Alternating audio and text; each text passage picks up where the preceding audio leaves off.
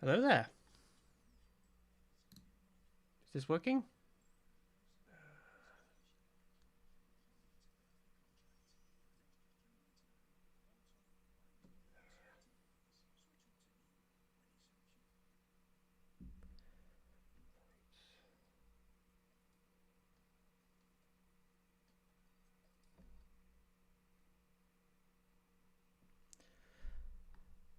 Ah, good, it's working.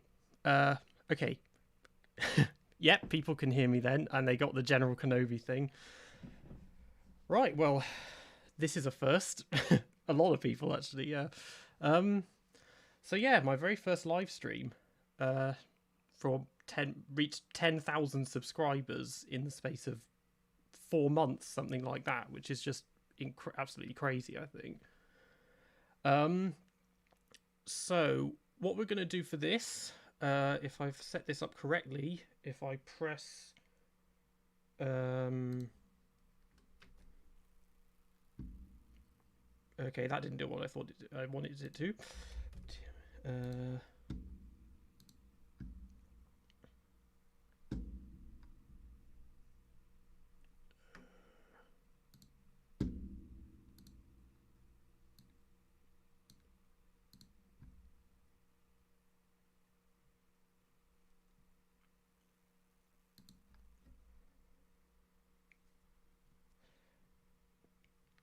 right.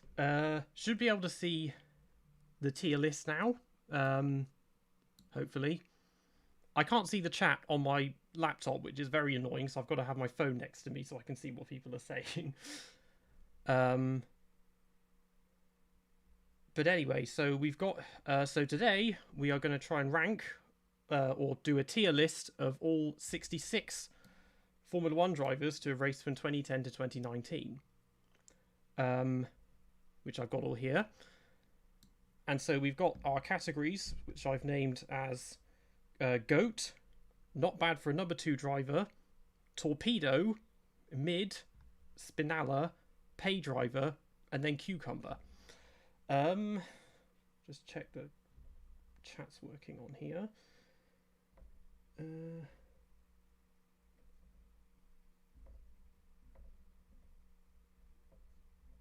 Which doesn't seem to be updating on my phone, which doesn't help me very much.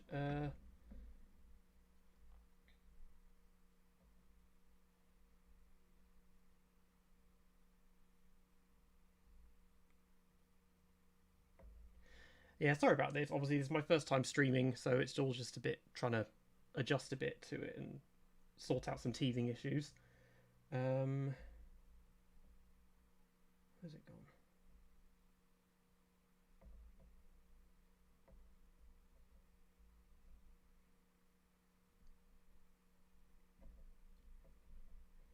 I've lost the chat on my phone now, so I'll just try and fix that a second, and then we'll get started.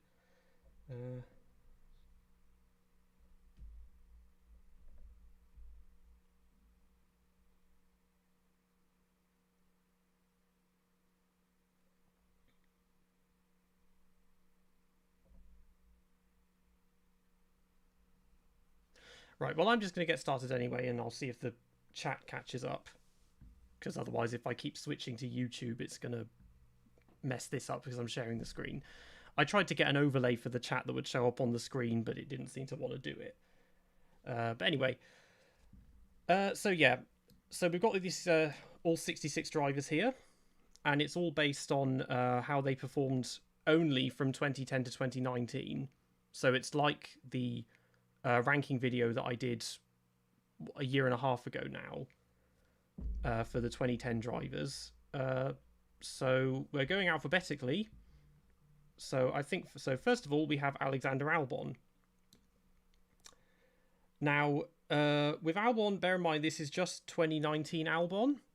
So, obviously, at Toro Rosso, he was fairly good, I think. Fairly just kind of acceptable. I don't remember much about what is the first half of the year, what he did there. And then, obviously, you move to Red Bull.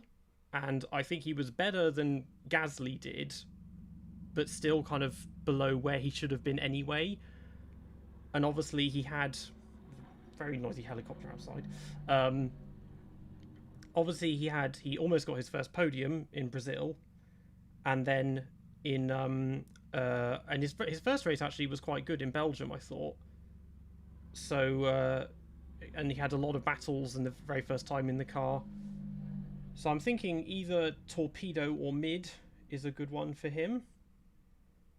And yeah, I can see a couple of people saying yeah, Torpedo Mid as well. I think Torpedo is fair for him, because obviously because he was a rookie and he performed reasonably well. So I think we'll put Albon in Torpedo. So second is Jaime Alguersuari. Again, another Red Bull driver. I was quite shocked actually when he was dropped along with Buemi at the end of 2011, because up until then he'd been reasonably okay, and a lot of people saying Mid, Torpedo. I can't tell if that's for Alguersuari or for Albon if there's a delay, but I think I mean Buemi was better, but I think for Alguersuari we've got Mid would be a fair one. Who's next? Alonso. Right, okay. Well, it's going to be GOAT. I mean, he may not necessarily be the GOAT, but he's obviously a top tier driver. I mean, could be the most talented driver of his generation, I think. He's just hasn't always had the car behind him that he really needs, and he didn't. His time at McLaren did not help his reputation really, from just complaining a lot and that.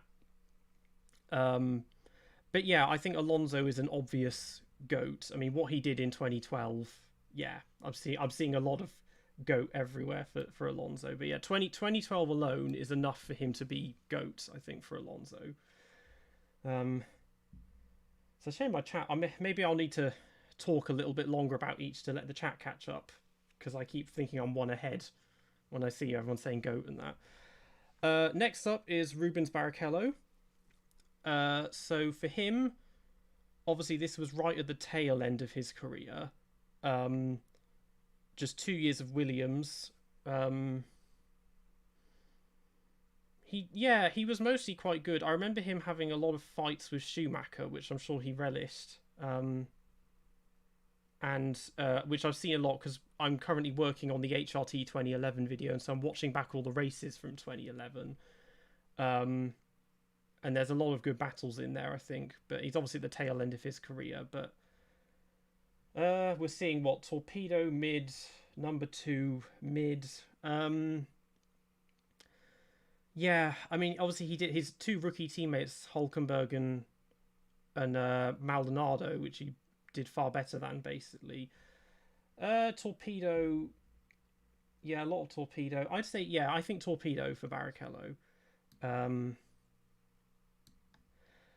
The late Jules Bianchi. Right. Now, obviously his career was cut short. But in the time that we did have for him, I think he drove exceptionally well in those 2 Marussias. I don't think it's enough for GOAT, but he's definitely, I could say certainly not bad for number 2 driver, or maybe Torpedo could work for Bianchi. Of course, had he lived on, I think he would have ended up at Ferrari. Yeah, I'm seeing a lot of Torpedo for him. Yeah, because I was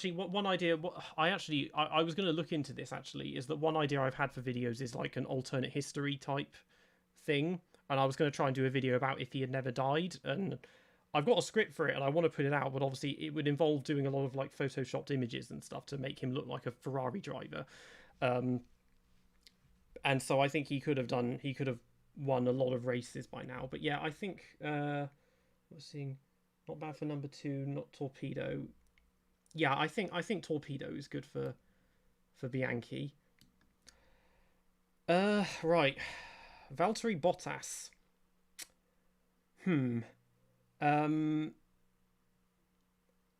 I I think at Williams he drove generally better than Mercedes, because he wasn't forced to play the number 2 role in the same way. And he did, obviously he wasn't expecting to move to Mercedes, but before that you could tell he was a star, and he was obviously one that had a lot of potential. If you take him based on, I'm seeing, number two for mid, it's a little low, I think. Obviously he did his role as supporting driver reasonably well, because obviously Mercedes had a lot of conflicts with Rosberg and Hamilton, which didn't stop them winning championships, but obviously wasn't great for team cohesion. And yeah, I think on the basis of, definitive, as someone saying definitive number 2 driver, I think, number 2 driver is a good spot for Bottas.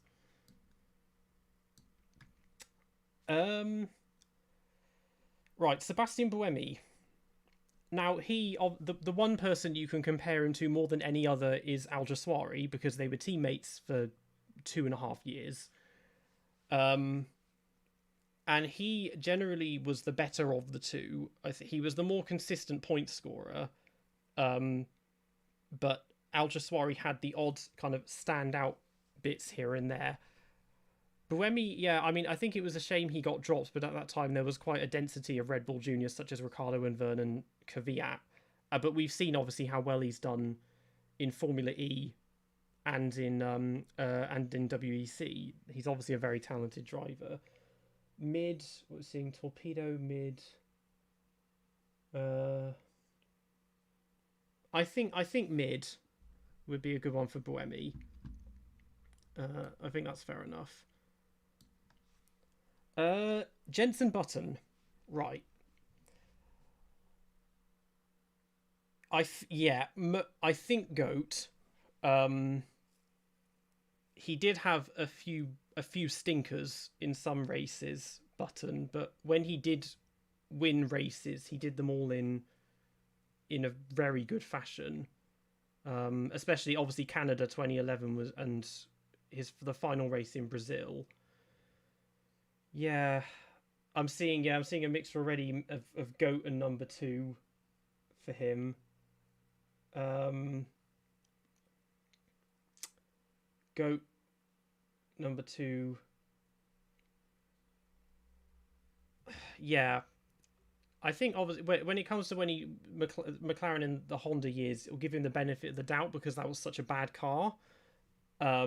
And there was the other one, but I think 2011 in particular, he had so many such good races. I think GOAT is right for Jenson, certainly. So I think I'll put Jenson in GOAT. God, we're getting through these reasonably fast. Karun Chandhok. It's not. He's a fantastic pundit, an analyst.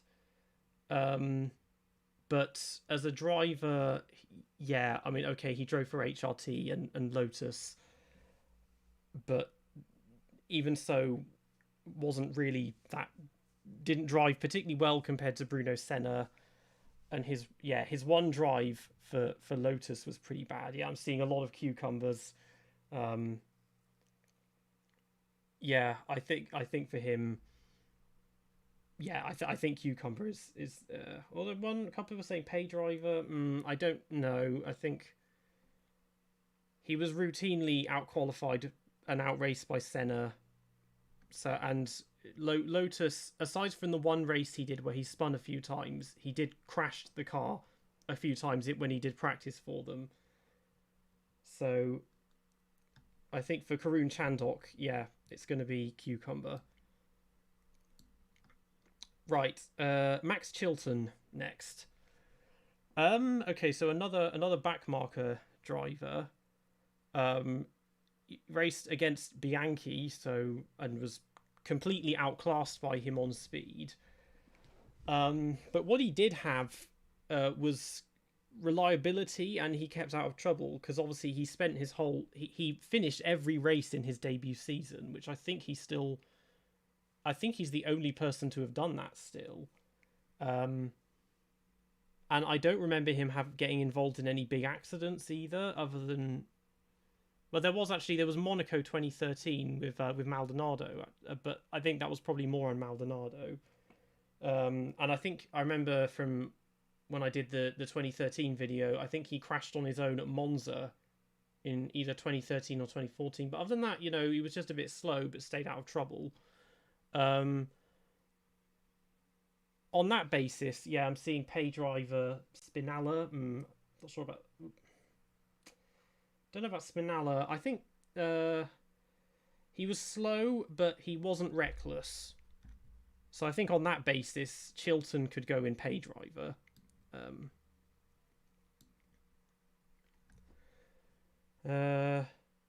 then we've got Jerome D'Ambrosio. Again, another back marker. Well, actually, not the predecessor to Chilton, a couple of years before him.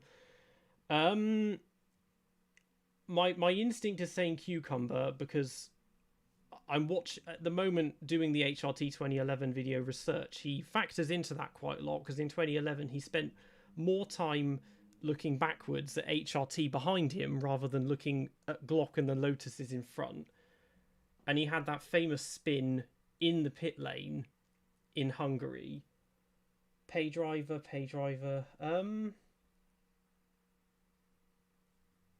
Yeah, and then he did those. He did one race for Lotus covering for Grosjean in 2012, but we can ignore that one. Pay driver or Cucumber. He didn't, as far as in that spin, he wasn't involved in any accidents. He was just generally not anywhere near as fast as Glock was. Seeing a couple for Cucumber. Pay driver as well. It looks like the consensus seems to be pay driver.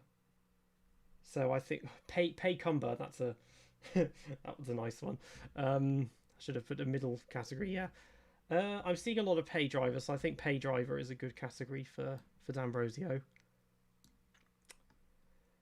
Right. Next up is Pedro Della Rosa. So he did, again, tail end of his career. So he did half a season with BMW Sauber, and he scored points once in a car that wasn't really fast enough for points most of that year anyway, because it had a tendency to break down a lot, and Kobayashi was crashing a lot himself. So he did that, and then he did one race for them the following year, covering for Perez, and then he had a whole year at HRT. I could speak a bit more about HRT because it's HRT. I mean, he was way ahead of Karthikeyan all year.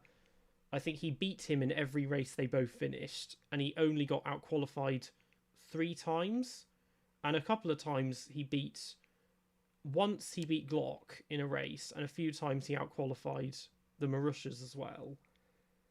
And he's obviously a very experienced driver. Did years testing for McLaren. What we're seeing, Spinella, pay driver. I think we need somebody in. I think we need someone in Spinella. So I think because HRT he did more or less everything you could in that car. And then Sauber, he probably could have scored points in a few more places, but just got a lot of bad luck. So I think with Pedro Della Rosa, we'll put him in Spinella. Right, Lucas Di Grassi. His one season in F1 with Virgin, again, wasn't particularly strong. I mean, the first thing that pops out into my head was him crashing on his way to the pit lane at Suzuka, which doesn't happen that often. I mean, Grosjean's done it a few times. He had Valencia was a fantastic race. I think he lapped everyone behind him and he beat Glock in that one. Spinella or Pay or a couple for Cucumber. Pay driver. I think Cucumber for Degrassi. Pay. I've seen a lot. Actually, pay. Yeah. I'm trying to remember the other races. What any other standout performances?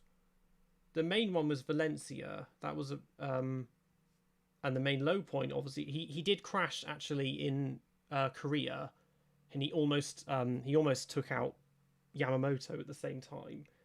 And yeah, he was beaten all year by Glock, as someone's said. But then obviously Glock is an experienced driver.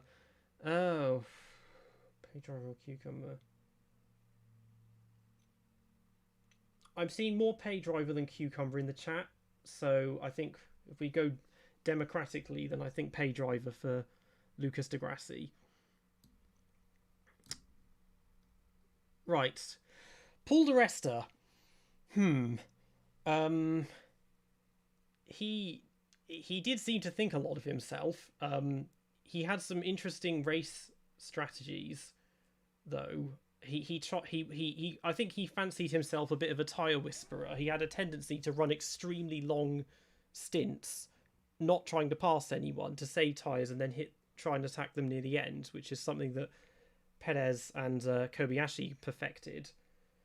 Seeing a lot of mid for him. But then he did have some... In his first season, he had several really good races for a rookie. And I remember his comeback, when he did that one-off comeback in 2017, that was really good, covering for Massa, because he hadn't driven for 4 years or whatever it was. Yeah, I'm seeing mid. One person said Spinella. Yeah, I think Paul di Resta, we can put him in mid, I think.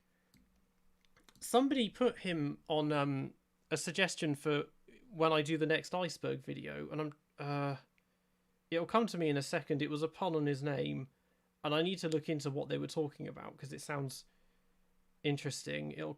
Paul di Resta, that was it. I need to look up what Paul di Resta is referring to exactly. This isn't your first stream. No, it is actually my first stream. Yes. So I'm just trying to, few teething issues and just trying to adjust to speaking to the camera like this in an unscripted manner, I think. So who's next? Marcus Ericsson.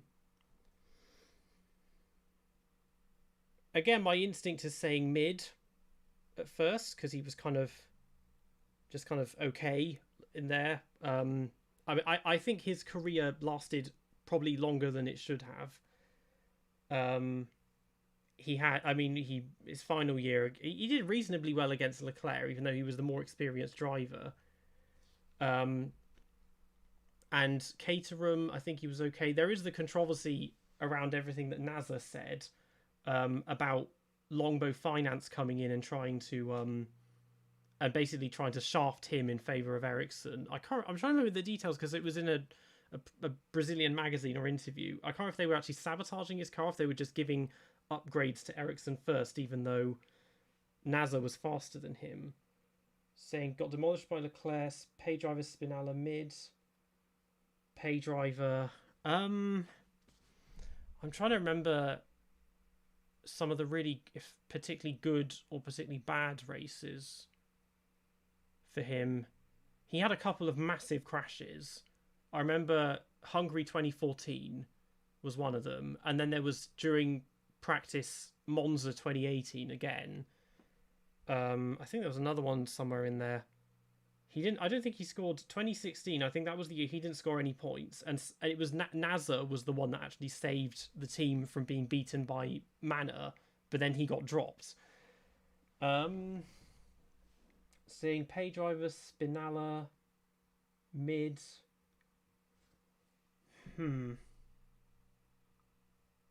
I think it'll be either mid or Spinella.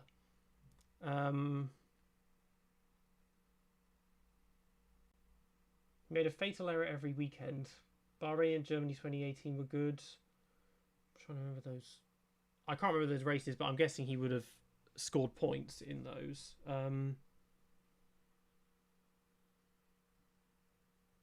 I think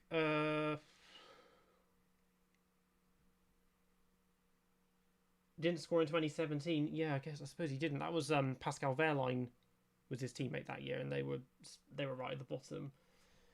Yeah, I think Spinella for Marcus Ericsson. Right, Pierre Gasly. So this is pre-race winning Gasly. He only did 1 or 2 races in 2017, so you can give him the benefit of the doubt there. 2018, obviously, everyone talks about when he got 4th place in Bahrain. And for most of the year, he was better. He was definitely better than Brendon Hartley, but he had less bad luck as well. Torpedoes coming up mid. I'll scroll up so we can see this properly. And then 2019, that was not the first half was not a good year. It obviously ran inverse to Albon. I'm seeing a lot of torpedo. Was great in 18, solid second half. Yeah, obviously his first half in Red Bull was really not very good, and he did, even though obviously we've talked about the Red Bull curse as it's known, and Albon did better than him, even though Albon was a rookie. But then he did have a fantastic second half with Toro Rosso, and he's refound his mojo now with AlphaTauri. And obviously he got his famous second place in Brazil. Torpedo.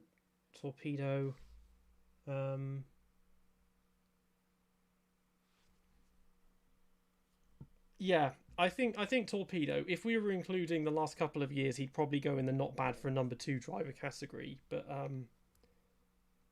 yeah, I think for Gasly we can put him in Torpedo. Next, we have Italian Jesus. I view him in kind of a similar manner to Marcus Ericsson.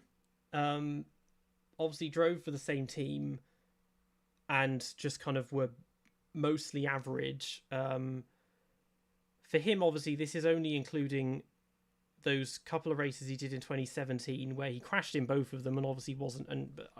But to be fair, he was brought up unexpectedly for that. Yeah, mid's coming in. Spinella mid. I'm trying to remember 2019. What he would have been with Alfa Romeo, but I don't really remember much about the races. I think that was the year that he crashed on the final lap in Spa, I think, wasn't it? And when he was running in the points. And he somehow managed to keep going until the end of 2021. Lower mid, upper Spinella mid.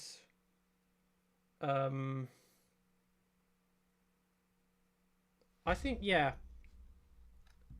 P5, yeah, that was P5 in Brazil, and Kimi P4. So yeah, that was his highest finish. I think that was his highest finish ever, wasn't it? P5. He's never been on the podium.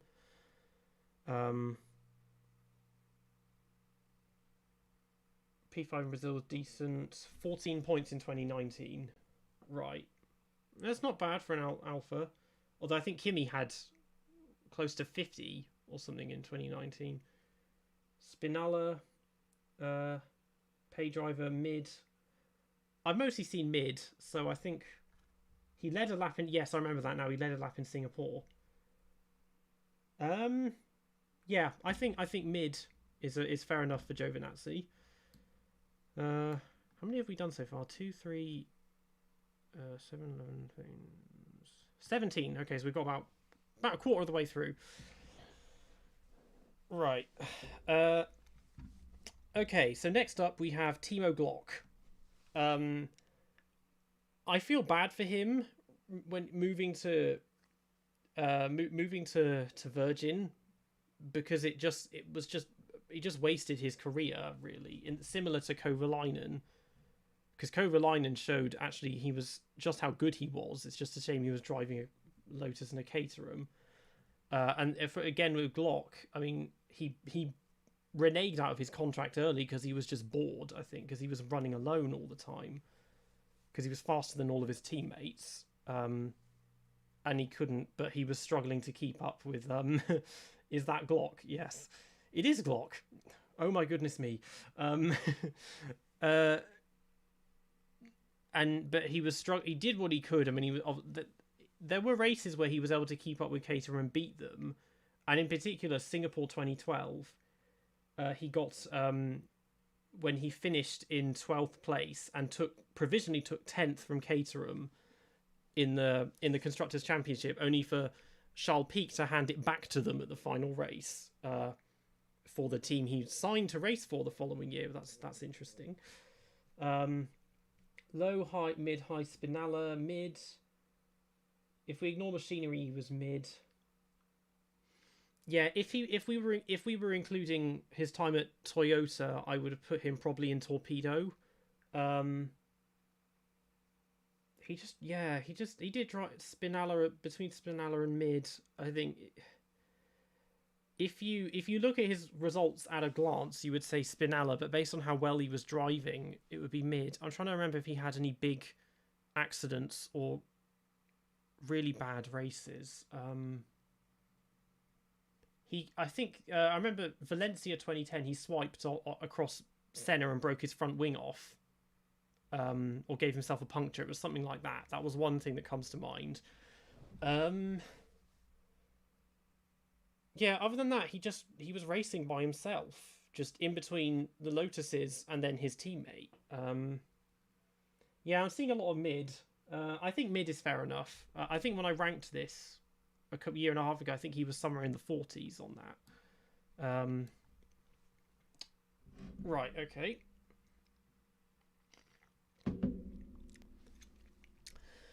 Romain Grosjean. Oh boy. I feel like with Grosjean, you could legitimately put him almost anywhere in this. If you looked at if you looked at races individually rather than his career as a whole, because he was so fast, but he just crashed all the time. I mean, yeah, Torpedo has the right namesake. Lower Torpedo, higher mid. And he just, I mean, first driver in God knows how long to be banned from a race outside of F2. Torpedo, but yeah, I was like, I think Ericsson hit us, yeah, so things like him crashing behind the safety car, and then Brazil 2016, he crashed on the way to the grid. Obviously, in 2012, he basically took the title from Alonso with Belgium, and then in Suzuka, he crashed into Webber at the start, and then Australia, he crashed into someone else at the start, and then in Monaco, he crashed at the start as well. But then he had races where he got podiums, and he almost could have won in Valencia without the car breaking down, and then 2013, he had a couple of podiums as well. And then if we look at Haas, 2016 was a really good year for him. I mean, he was a couple of brilliant races at first. 2017, again, he was less consistent than Magnussen, but largely outperformed him. When he had a good day, it was a really good day. And then 2018, he started really poorly, but then had some really, really strong races, such as when he got 4th place in Austria. 2019, I mean, Haas 2019, that's going to be a fun video to make, because that was obviously the year of rich energy and, you know, do not fox smash my door and all of that stuff. He crashed in the pit lane. When did he crash in the pit lane? I'm trying to think when that happened. It'll come to me in a second. But I'm seeing, yeah, Torpedo, and yeah, so it should be above mid. Torpedo, but demoted for mid for crashing.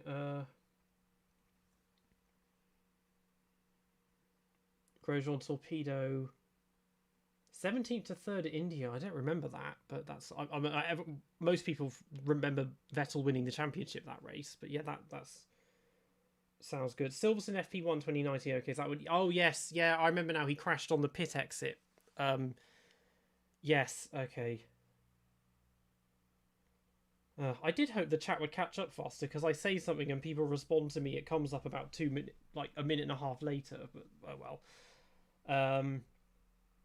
So yeah, I think for Grosjean, Torpedo it's a fair ranking and it has the right namesake. So we'll put Grosjean in Torpedo.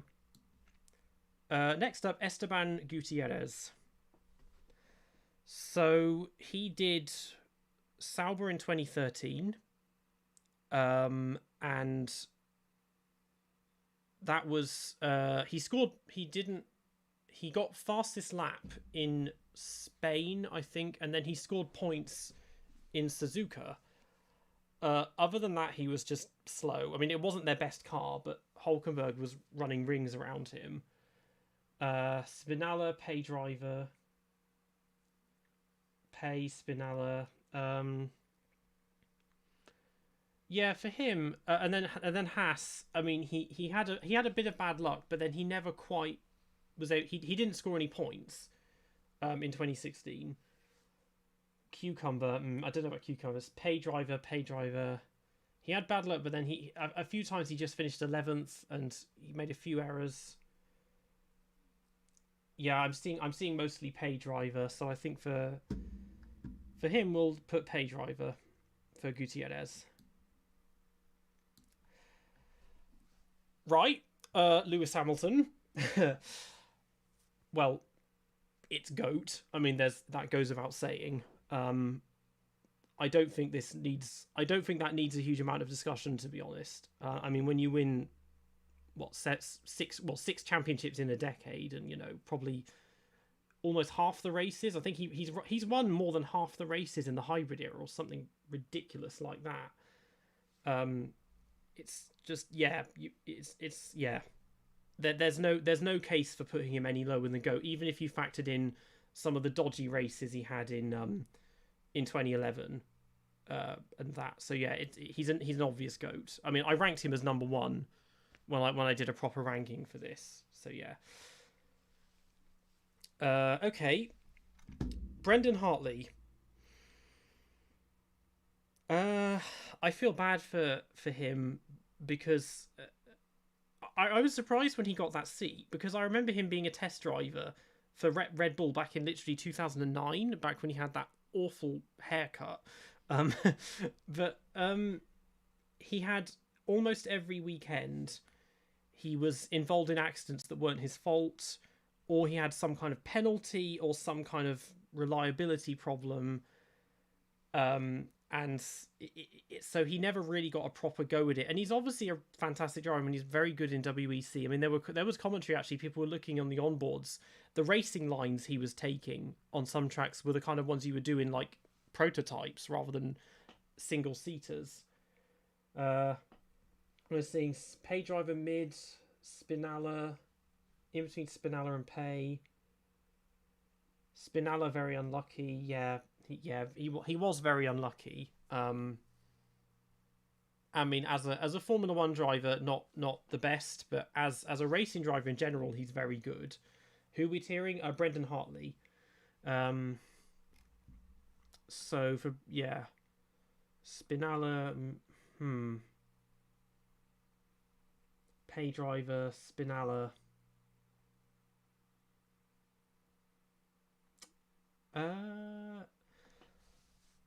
I'm seeing a lot of I'm seeing a lot of Spinella, so I think for Brendon Hartley he can go in Spinella. So next up is Rio Haryanto. I mean, okay, well he was literally a Pay driver.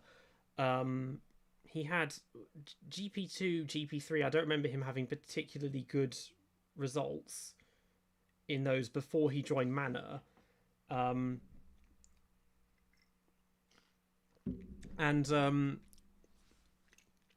He was slower. I mean, he was slower than Pascal Wehrlein all year, although a lot of people would have been. I mean, Pascal is one of those sort of forgotten prospects, I suppose. Cucumber, yeah. I mean, I'm trying to remember. I remember him spinning off in the rain in Silverstone, and obviously he got dropped for Esteban Ocon after the summer break. And otherwise, he's just very forgettable. I think he had a particularly bad race the race that Wehrlein scored points. I think he was down at the back, but he may have got unlucky with safety cars, to be fair, in that one.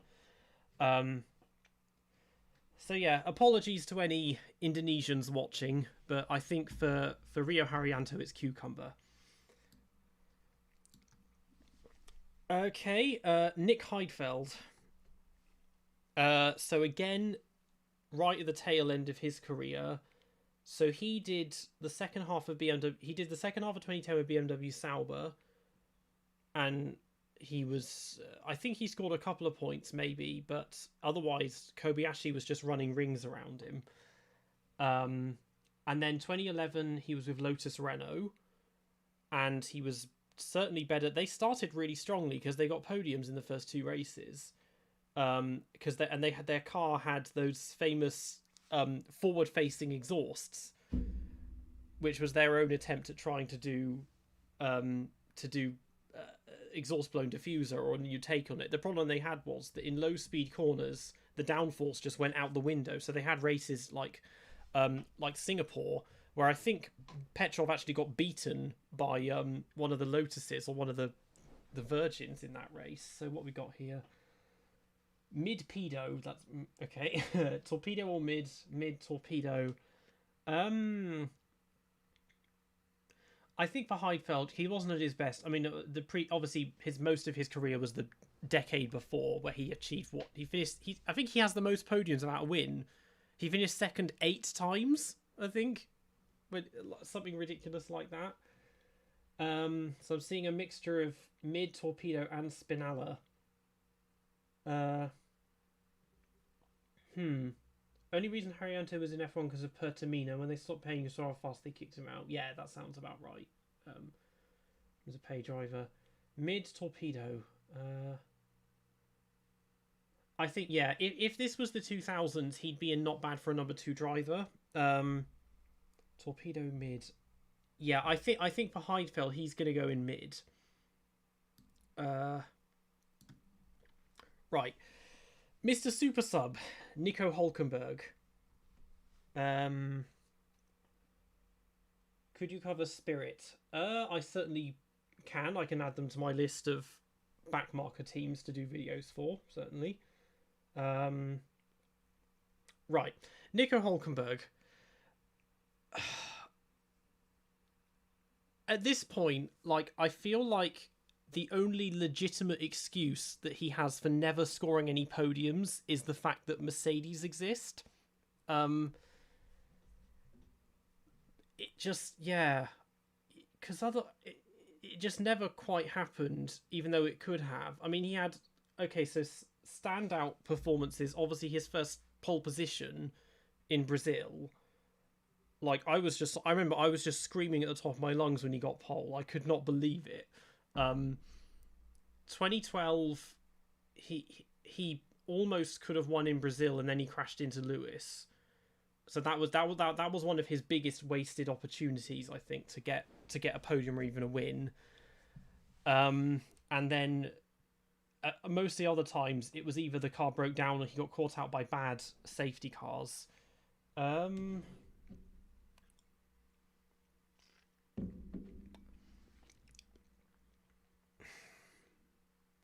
I try to think with him about the other standout performances or particularly bad ones.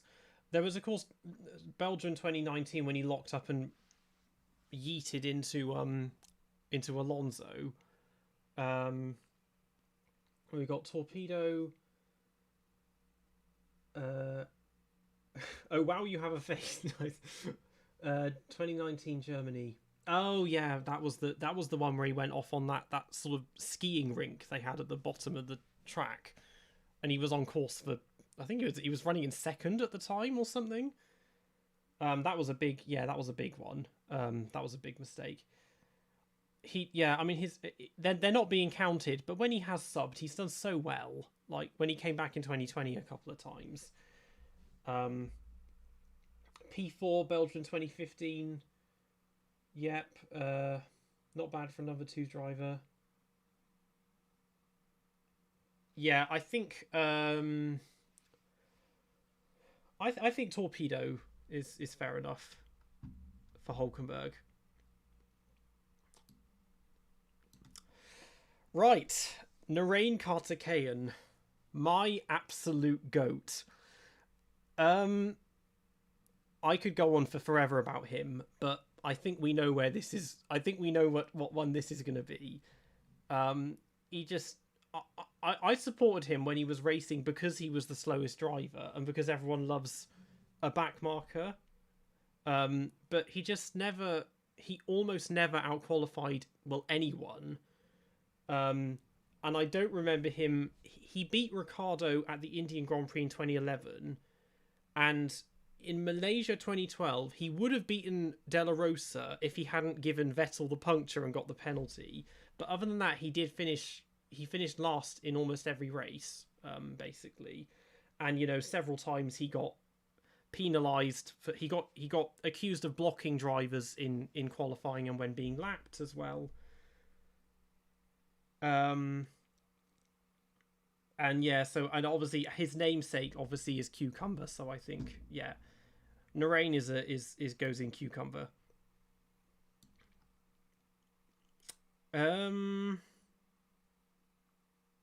So then next up we have Christian Klein.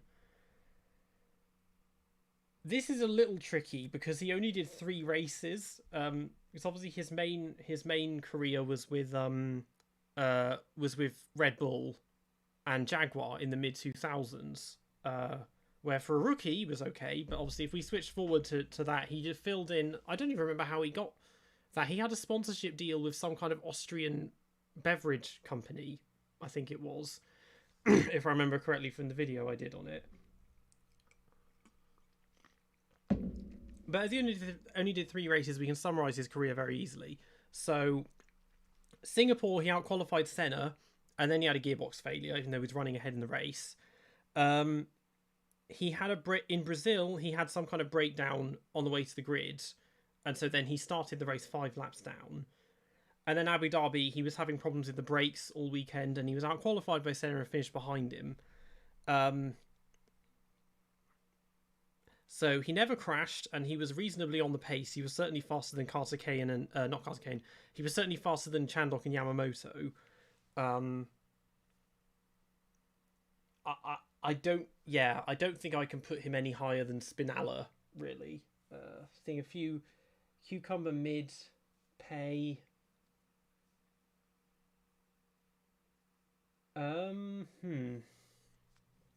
Maybe pay driver. He only had 3 races and he never made any mistakes. He just had some mechanical problems. Mid pay. Yeah. I think pay driver is fair enough for Klein. Okay. Kamui Kobayashi. Right. Now, we stan Kobayashi on this channel. I really miss him. Like, he was such an entertaining driver. And just such good racecraft most of the time. And just got like Takuma Sato, he was bloody fast and really aggressive, but just got involved in one too many crashes. And was very good at tyre management, which is something he kind of imparted to Perez. So I'm seeing Torpedo, Spinella, Torpedo. I mean, yeah, Caterham, the whole Caterham season I think is just a write-off because that car was so awful. And he did get shafted quite badly at Monaco when he was running ahead of Bianchi, and then Bianchi barged his way past him and tore off the turning vane or something, and then went on to score points. If he hadn't crashed as much as he did, I would have put him in the not bad for a number 2 driver. Seeing Torpedo, Goat, Torpedo. Yeah, I think for him, I think Torpedo, if he hadn't crashed as often, it probably would have been not bad for a number 2 driver. So I think Kamui Kobayashi can go in Torpedo.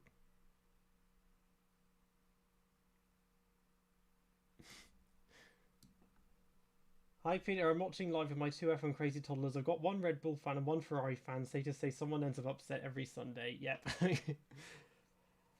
Yes, I think I can see probably which one that is most weekends at the moment. Okay, Heikki Kovalainen. He, again, because of what he's one I've kind of done some like hardcore research of for all of my videos about Caterham. He drove really, really well, actually, for Caterham and Lotus. He very rarely made mistakes, and he obliterated his teammates in qualifying. He often ended up finishing behind them in the standings because he didn't get lucky with high finishing positions in races of attrition. But there were some races, I mean, Lotus / Caterham had a tendency to be snapping at the heels of teams like Williams and Toro Rosso early on, and as the season went on, their development slowed, and then they would drift backwards again. Number 2,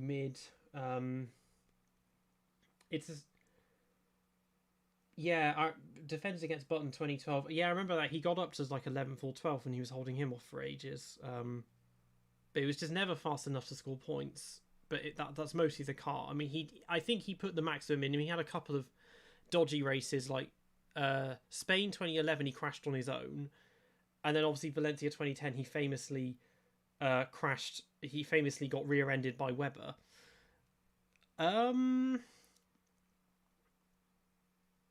Yeah, so I think... Oh, what are we seeing? Number 2, mid... Number 2... I am inclined to put him in number 2, I think. I mean, at the moment, Bottas is the only one in there, and they've both been in a similar position of being Hamilton's like teammate as well, even though we're not counting McLaren.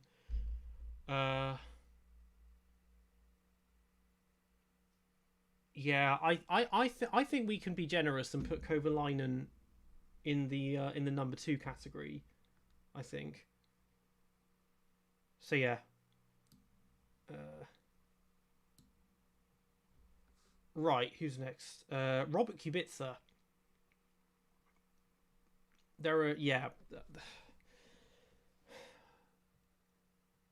With Robert Kubica, there are so many what ifs with him. I mean, he was going to be he was going to move to Ferrari for either 2011 or 2012. And then when he came back, and then obviously he made his comeback, and I think we can give him the benefit. I think we can obviously give him the benefit of the doubt with the Williams because of the extent of his injuries and the fact that he'd been out of the sport for so long. That even though, because obviously he was being beaten by George most races, but he did get their only point. But if we look at 2010, I mean 2020, he drove extremely well in 2010. If it was just 2010, he would be in the GOAT category. But trying to penalise him for 2019 doesn't really seem fair. Because of the circumstances, and because it was an awful car. George is obviously Mr. Saturday as well. So I'm seeing GOAT number two. He'd be a good topic for an alternate history. Yeah, that's one I thought about as well. If I do kind of, if I start doing alternate history ones, I'll get rid of that.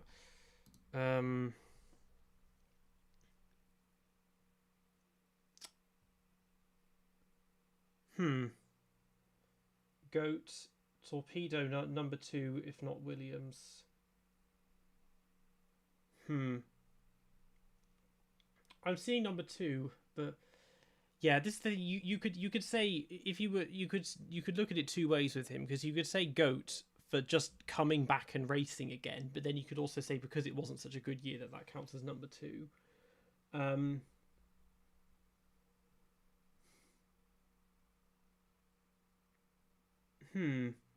I'm mostly seeing number 2, so I think he's ever so close to GOAT, but I think Robert Kubica is going to go in not bad for a number 2 driver.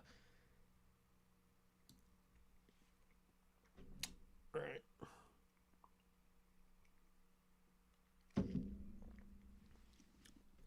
Right. Daniil Kvyat. Well, again, he has his namesake on this tier. So he had 2015 he beat Ricciardo. So he obviously was. I mean, that was one of Red Bull's worst years generally in terms of car performance. Yeah, I'm getting just Torpedo. Yeah, I think I think Torpedo literally and figuratively is fair enough, because he was fast but crashed, and got the name Torpedo. So yeah, I'm seeing, yeah.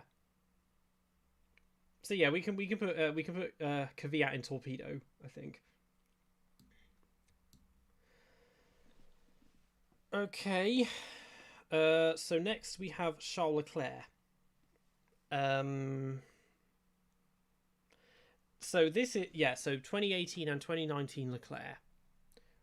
Obviously 2018 was a very good year. It was good enough for him to get to sign with Ferrari the following year. 2019, there were one or two mistakes here and there, but obviously he walked all over Vettel. But his main errors, Germany was the main. Obviously, he did a Hülkenberg number two, got his 2 wins. I mean, Ferrari, engine stuff. 22nd half. Charles Leclerc was Torpedo.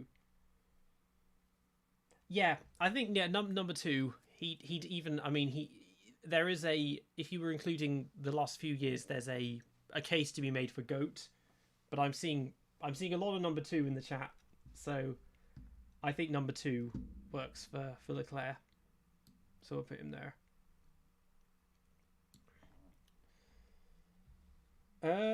Okay.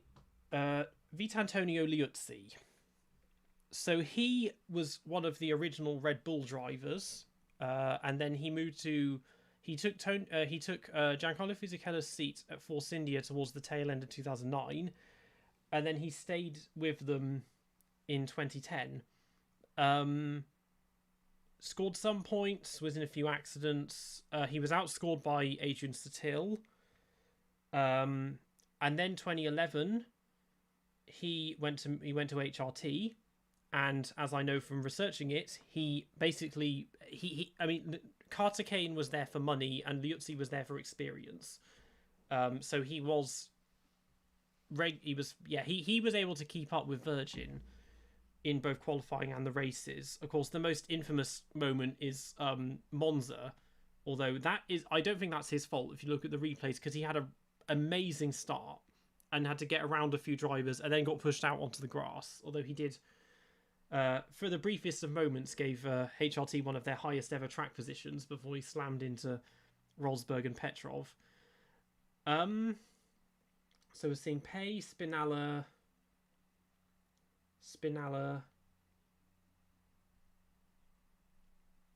I think Spinella is good because I put De La Rosa there and he was in a similar position of being at HRT and walking all over Karthikeyan.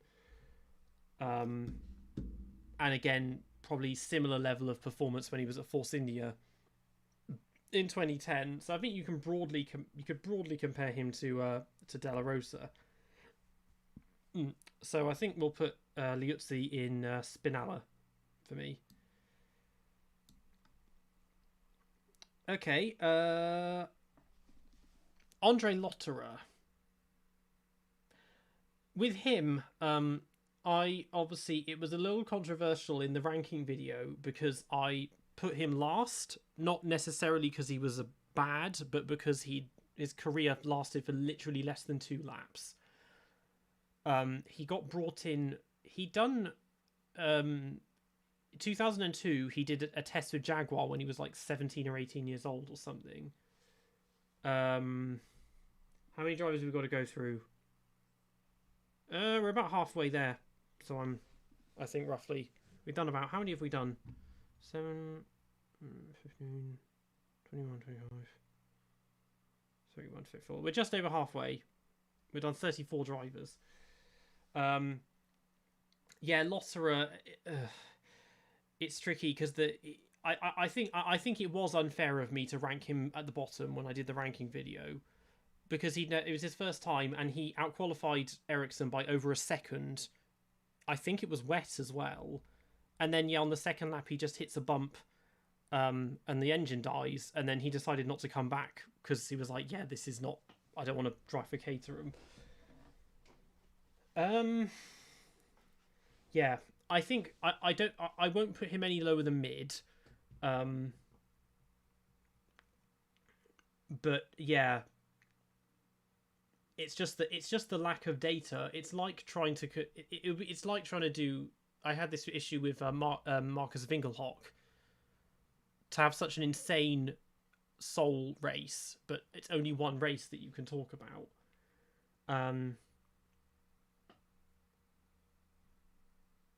So I think mid, not good or bad. Go for mid. Yeah, on the basis of the lack of data, I think for Lotterer we can go mid, basically. Yeah. So André Lotterer goes mid. Okay. So next up we have Kevin Magnussen. So with K-Mag, he obviously spent most of that time. He's got 3 years at Haas, and then a year at Renault, and a year at McLaren. Great debut, finished second, and he thought he was going to be fighting for the championship after that, and obviously didn't. 2016, that Renault was awful, and he had that enormous crash at Eau Rouge, and which took the cockpit thing off. I can't remember what it's called now. Pre-Halo, obviously, and it took that off. 2017, yeah, there were a couple of good races. Again, he didn't crash. He was kind of crashing less than Grosjean was. So we're seeing Torpedo mid. Because I'm trying to think, the obvious one to compare him to is Grosjean, and I put Grosjean in Torpedo.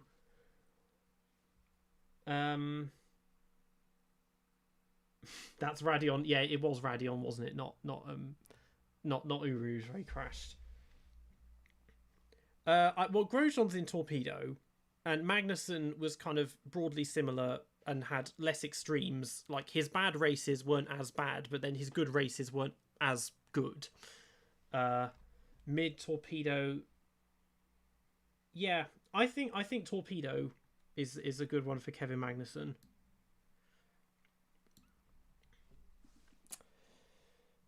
Right. Yeah, the headrest. That's what it's called. I can't remember what I was trying to think what it was.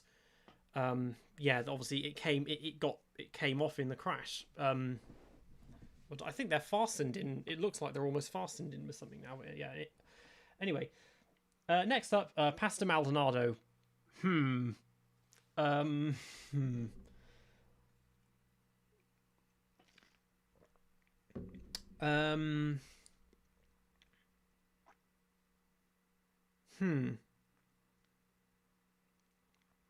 My instinct is going between mid and Torpedo. Go to Naldo. I like that name. This would be so much easier if Spain 2012 hadn't happened. Like, I don't know where that came from. Like, I mean, maybe some people have looked into this and seen how Williams just suddenly had such a good car, for one race. He in the ranking counterpart to this, he is the lowest ranked race winner. I think he's ranked around 50 something. Can't remember. But he just crashed so much. Like, the thing is, he wasn't even... Sometimes he was literally doing it deliberately. Like, he would just give people a knock if they cut him off or something. And yeah, it's just... I mean, 2015 in particular was a miserable year. He was spinning and crashing basically every weekend. I mean, without his win, I'd probably be putting him in Spinala. But, and he had, like... qualified in the second race so many times 2012. Yeah, of course, that's the other thing. He had there were a lot of qualifying. The problem was he could qualify well, but then he would crash or something would go wrong. I mean, there was things like, I don't remember, I think he broke down in Singapore and then he jumped to the start in Spa, and he ended up getting caught up in what Grosjean did as well. So it's just the way. I mean, Senna was just not. Senna scored points more often than him in 2012, but just didn't score as many of them, and obviously never came anywhere near getting a win or anything like that. Torpedo, Abu Dhabi 12, Abu Dhabi 2012. I'm trying to remember that. I remember Grosjean crashed at Abu Dhabi. I'm trying to remember if Maldonado. That'll come to me in a second. Mid, yeah. So seeing a lot of I'm seeing mostly mid. Torpedo. I think I would go with Torpedo because of the win. Without the win, he'd be either mid or Spinala.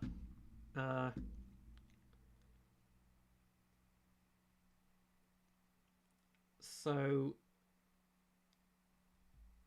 yeah, the chat. Oh, it's annoying the chat being behind, but oh well. Yeah, so I'll put Maldonado in Torpedo, I think. Okay. Right, Felipe Massa.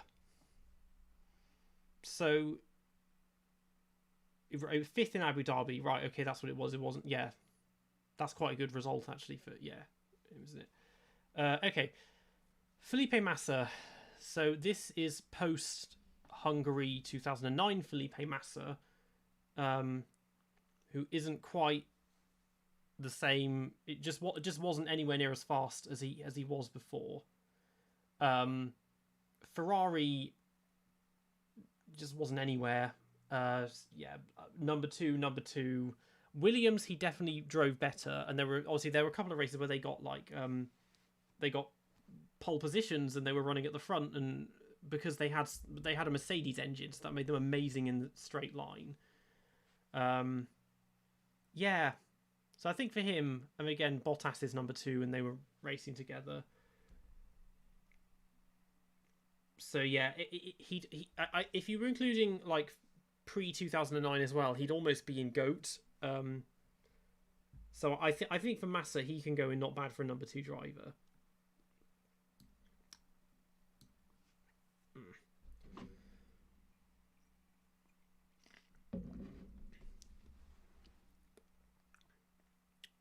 Right, okay.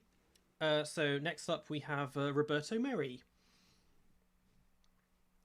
So yeah, for this, I'm not seeing anything other than Cucumber, to be honest. He's actually quite interesting because he's the last Formula One driver to have done Formula One in tandem with a feeder series campaign, because he was alternating weekends between Formula One and Formula Renault 3.5, I think. It was one of the feeder series. It wasn't GP2.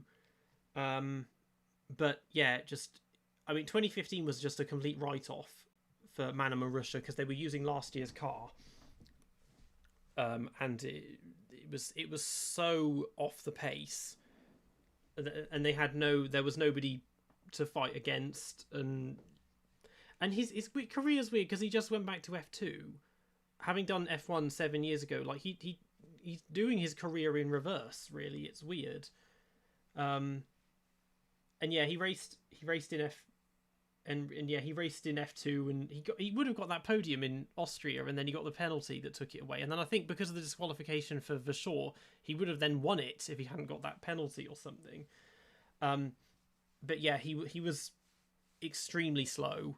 And so yeah, I think for Merhi is going to go in cucumber. So then we have Felipe Nasr. So Nasr, we can compare him to Ericsson because they were teammates for 2 years, and I put Ericsson as Spinella, so I think he needs to be at least higher than that because he was obviously the better driver. And if we are to believe what he said about what happened with Longbow Finance, then he did kind of get screwed over. But he was that was one of his big arguments, is that he basically saved them from finishing last in the constructors in 2016 and in their at his home race as well.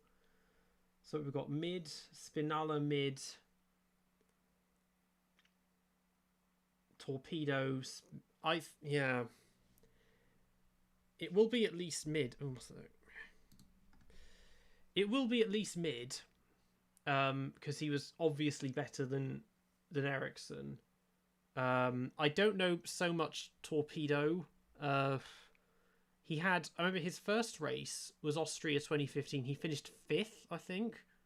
I mean, only 15 cars started that race. And yeah, someone said he single-handedly killed Mano. Yeah, he did. Obviously, he took 10th away from them. Torpedo,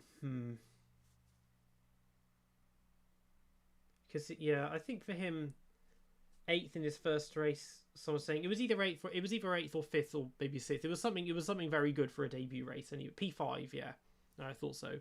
And there are a few other points here and there, but again, only scored points once in 2016. I don't remember much else. I don't remember him being involved in any major accidents or anything other than that. So yeah, I think mid for Felipe Nasr. So yeah, let's put Felipe Nasr in mid. Lando. So again, like with Albon, this is just 2019 Lando. So as you would expect for a rookie, he obviously took a few races for him to get into the groove. And he was slower than Sainz, which again is not surprising as a rookie.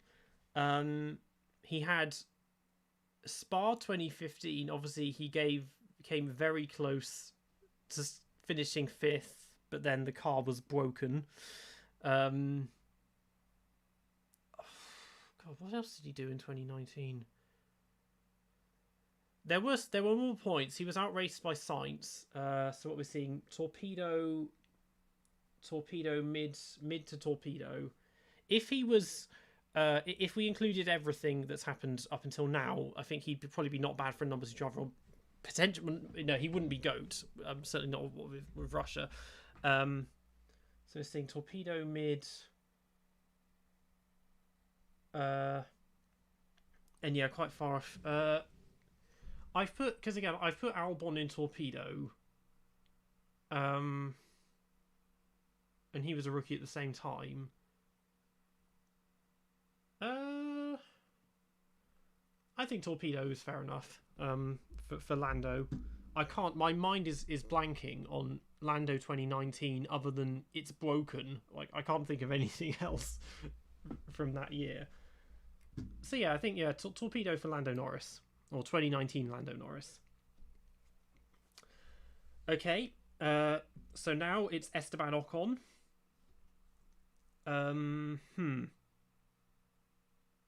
So he very unfairly didn't race in 2019 and had to take a year out.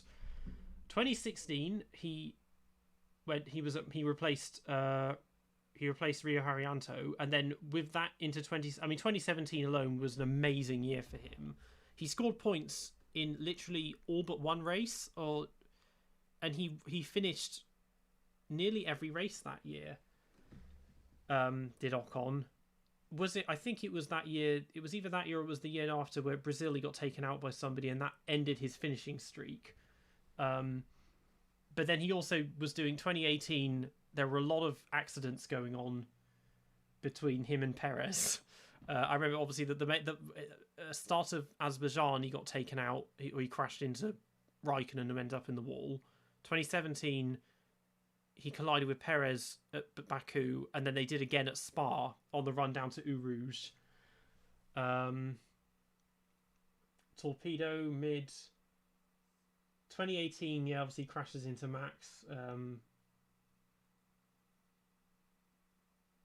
Yeah, it's a shame about the crashes because he was so consistent outside of that with all the point. I mean, what a good year he had in 2017, especially to score points in almost every single race. I was seeing mid torpedo.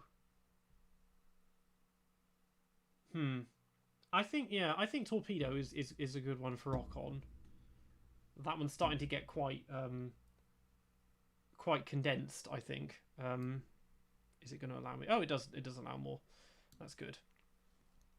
So yeah, torpedo for Esteban Ocon. Right, who's next? Jolyon Palmer. Oh no. I mean, for a GP2 champion, his F1 career really did flop.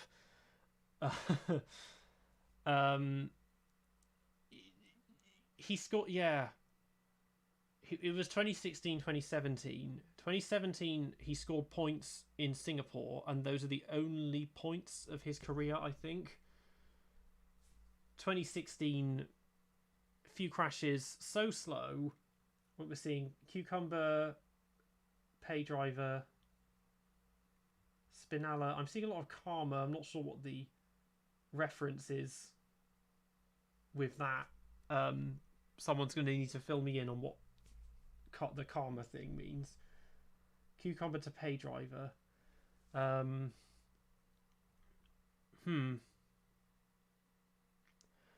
feel like we need to have Pay Driver, Karma, Spinella. I feel like we need somebody in Cucumber that wasn't in the slowest car on the grid, but it also feels a little harsh to put him that low. Where is Palmer? Palmer has retired. Karma. Oh, right, okay. What race was that? I can't remember if it's in Monza with Alonso.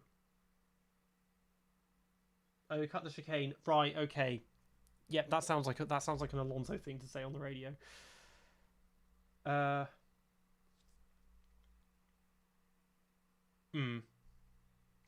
Yeah, I think Pay Driver kind of figuratively and possibly literally. I mean, it comes from a really, really rich family.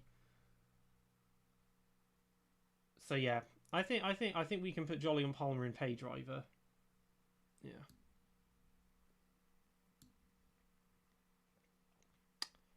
Okay. No, we're beginning to approach the end of this now. How many have we got left? 1, 2, 3, 4, 6, 9, 12, 14, 24. About, assuming my maths is correct. So there's a fair few to go. The 5-second penalty is a yoke. I forget this. I mean, 2017 in general, I did watch it, but I really struggled to remember a lot of what happened that year, other than like the second half when Ferrari just went to shit. I just can't.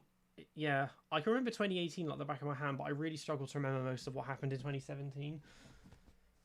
It's weird. So yeah, Vitaly Petrov. So he did 2010 with Renault. And well, you can see Abu Dhabi 2010. I mean, that's a hell of a defense, and obviously, if you're an Alonso fan, people aren't going to be very appreciative of him for holding Alonso up for 40 odd laps. 2011, he got the podium in the first race, and then again several accidents with the Lotus Renault. I'm seeing mid pay driver 2012 Caterham. He saved them from finishing 11th in the Constructors' Championship, and he was not that far off Kovalainen on pace, generally speaking. He had... I'm trying to think if he was in any accidents or anything major. But mostly it was quite good. He was... I think he was more consistent than Trulli. Trulli seemed to have problems at Lotus with the handling of the car and everything. Mid, yeah. You can view him in a... Yeah, because I think you can see him similar to people like Maldonado in that he had standout performances but crashed a lot, but just wasn't as good generally. Mid or Spinella. And yeah, 11th in Brazil for Caterham. He overtook Charles Pic right at the end. Without that, they would have been beaten by them in the Constructors' Championship and lost a lot of prize money.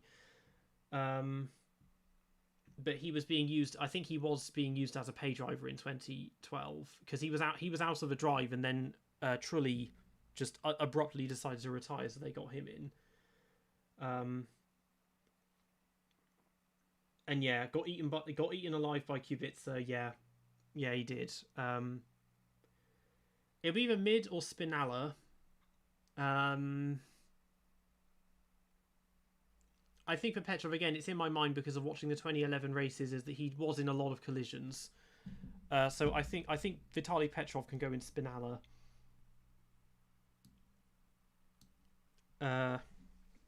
Next up is Charles Pic. I mean, does anyone remember this guy really? I mean, he just wasn't... He just drove very vanilla-y, if that's a word, and wasn't a particularly charismatic driver either. Was just not... Yeah, well, he just didn't do much, and a few times he had a couple of clashes with Glock. And yeah, 2013 he moved to Caterham. Obviously, he was...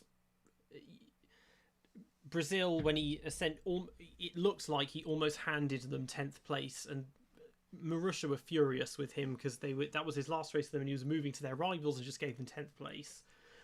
And then I think it was either 2012 or 2013, he took the record for most overtaken driver in a season as well. So yeah, pay driver, Cucumber.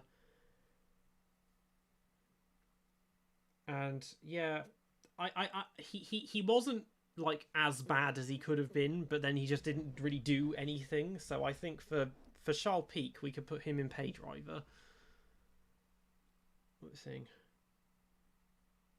Yeah. I think pay driver. All right, Checo.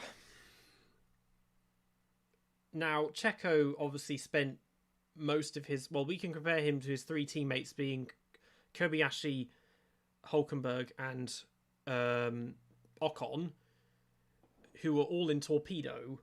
So I think we can set Torpedo as a bare minimum for Perez. And I think, yeah, I'm seeing number 2 already. I think number 2 sounds fair to me, because I mean, against Hülkenberg he actually did get podiums, and Kobayashi again against Kobayashi he got podiums and almost got his first win. 2018 again he was close with him and Ocon. So yeah. Oh, and yeah, yes, Jenson was his teammate. I mean that's the one major blip, now that I think about it, is 2013. That was a bit of an erratic year with McLaren. And yeah, I don't think there's any arguing it's going to be anything other than number 2. So Checo can go in, not bad for a number 2 driver.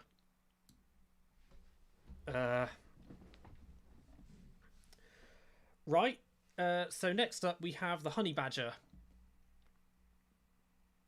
So my instinct for Ricciardo is GOAT.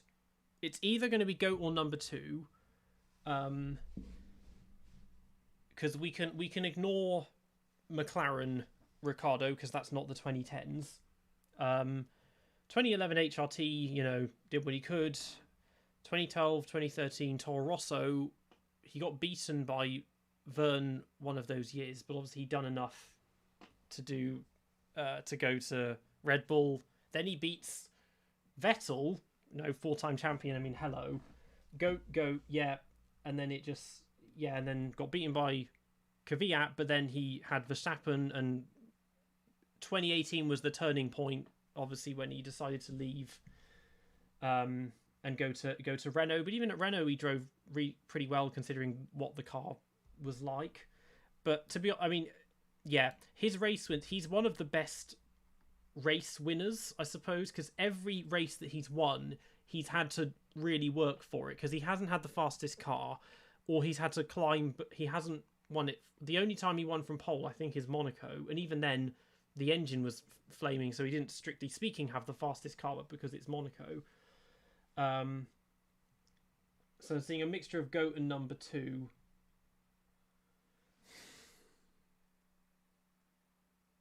Yeah, it's just a shame. I mean, 2018, most of that, his issue with that was reliability, because he broke down so many times in races where he would have been on, when he would have been on the podium or even winning.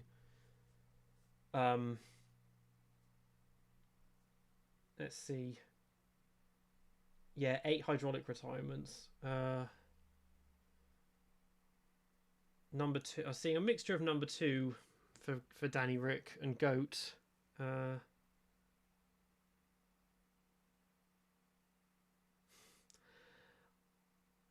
On the basis that he walked all over Vettel in 2014, I think I'm going to put him in GOAT. So yeah, I think we'll put Danny Rick in GOAT.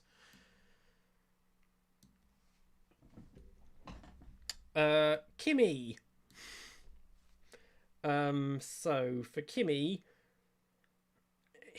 he's an interesting one because he had sort of the main person to compare him to across his entire career is Alonso, because they're similar age and they started at the same time and they were championship rivals a few times, but their personalities couldn't be more different. But as a driver, after he made his comeback, the Lotus years were absolutely brilliant. 2012, I mean, he scored points in every single race, I think. Or he certainly finished every race. I don't think he scored points in all of them. 2013, again, was a lot of... There was the win at the start and then several podiums. Ferrari, he was... Well, he had to basically play the supporting roles of Vettel. And it's amazing, actually, thinking he only won one race when he came back with Ferrari. If Danny Rick is GOAT, so is Kimi. Number 2, can't put him in GOAT and not Kimi. Yeah, Lotus was so good. 2019 Alfa Romeo, he scored 50 points. So again, that was a really good year just in a backmarker car. Or a midfield car, rather. And most of the Ferrari time he was just the number 2. A lot of the time, to be honest, the Ferrari pit wall did seem to forget he was there. And I think, if it was just Ferrari, he'd probably be number 2. But because his time at Lotus was so good, I think we can put Kimi in GOAT. I think that's a fair one. My chat's disappeared.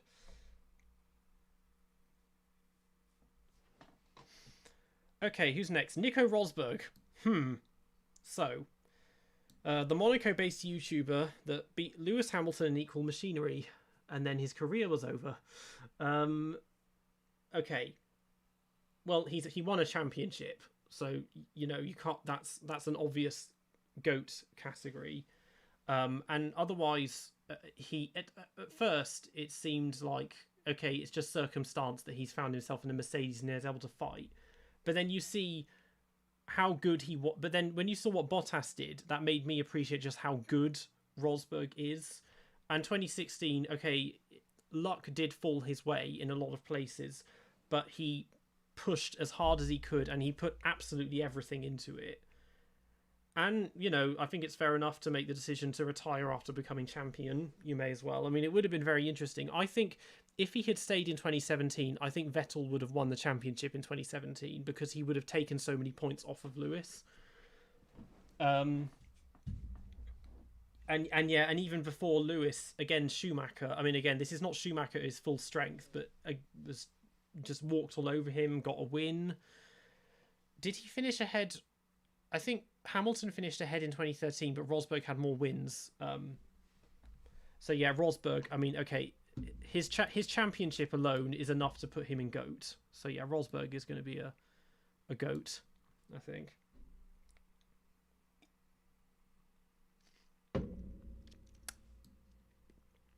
Okay. Next, we have Alexander Rossi.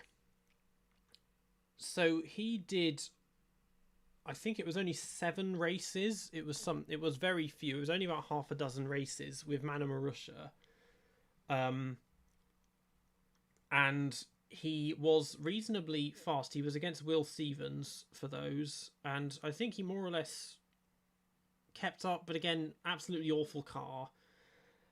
I think it would have been good to see him get a proper seat, because obviously he won the Indy 500 and that, and he's done very well in America, and just to see an American driver in F1, because we haven't had one properly for a long. I mean, he was the first one since Scott Speed.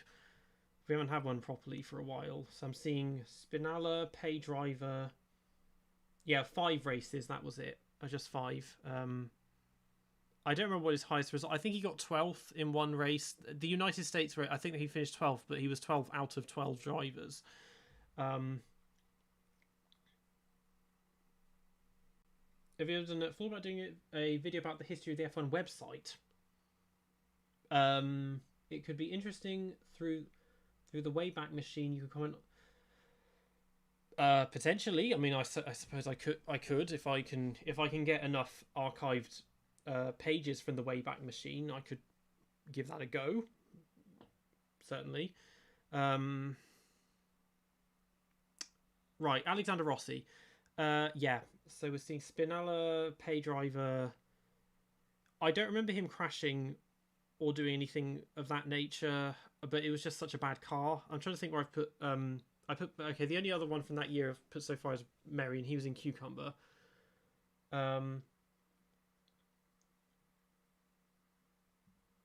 It would be, and again, only did 5 races, so there's not a huge amount.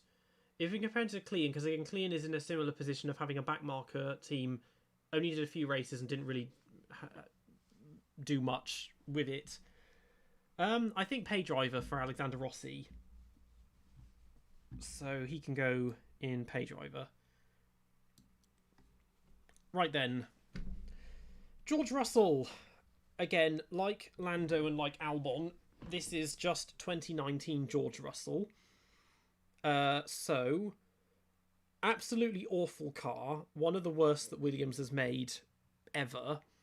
But insane qualifier. He may have outqualified Kubica in every race or nearly every race. He came very close to giving Williams the record for the most consecutive double finishes in one season, until he was put in the wall by Grosjean in Singapore. Without that, they would have beaten Mercedes' record from 2015. But then the only major blip I can think of from 2019 is the fact that he didn't get the point in Germany and Kubica did. So I'm seeing mid, torpedo. Where have I put? So I've put Lando and Albon in torpedo as well. So I think seeing a few number 2s. Yeah, number 2. It's difficult to say because I mean, we've seen in hindsight, we've seen since then, obviously, how good he is now that he's in a decent car for once. 21 nil. Yeah, I thought it was something like that. He did out qualify him at every. Actually, he did. It wasn't. He didn't get out qualified until maybe it was last year by his team. It was Latifi at some point. I think. Other than that, I think he had like an unbroken streak. On the basis that Albon and Norris are in Torpedo, it's going to be at least Torpedo. But number 2 seems a bit generous.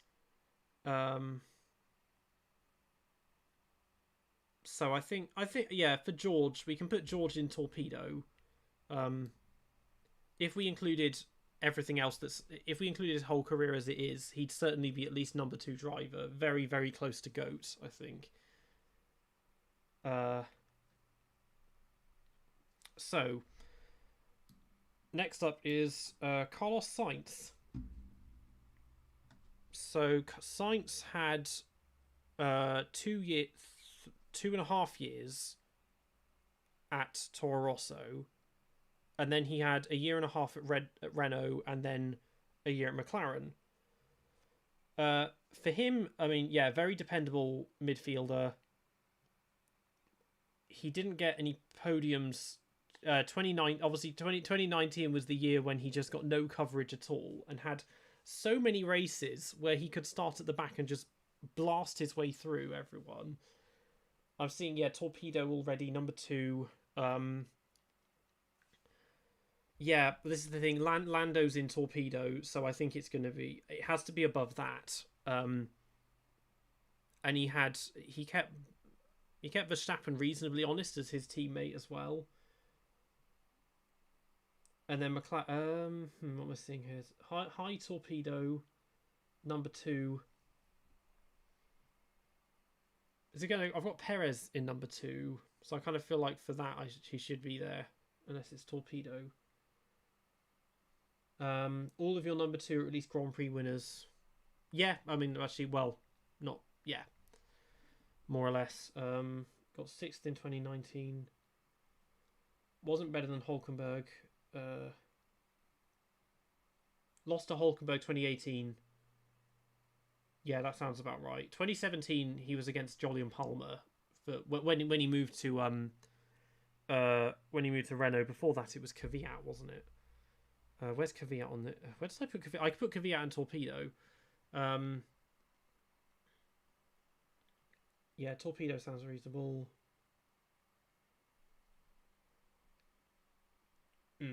I've backed myself into a corner a little bit. I think on the basis that Lando is in Torpedo, and because of his charges through the field, I think number 2 for Carlos.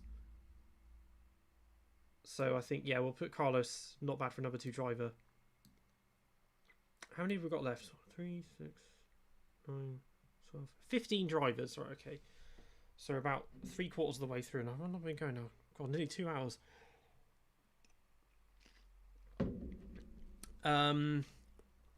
Right, Michael Schumacher.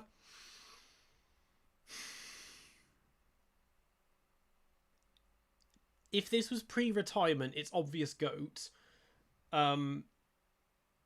Mercedes,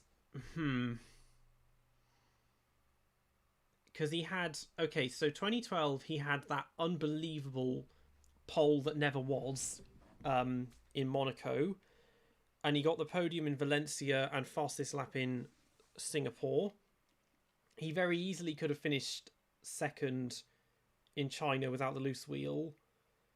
I'm pretty certain, correct me if I'm wrong, I'm pretty certain that he beat Rosberg in the standings in 2011.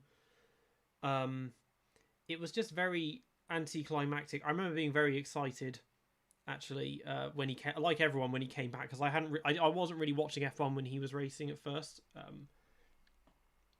So seeing mid Torpedo, yeah, I mean, you could see, particularly in 2012, there were several times when he collided with other drivers, and similar to Kimi a bit last year, you wondered if it was just his age and his reactions were beginning to slow.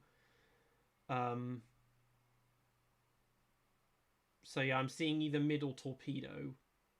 A couple of number twos. I don't think number two. I mean, he still had his moments, but most of the time he was underperforming really to what the 89 to 70. Okay, no. So yeah, Rosberg did beat him in 2011.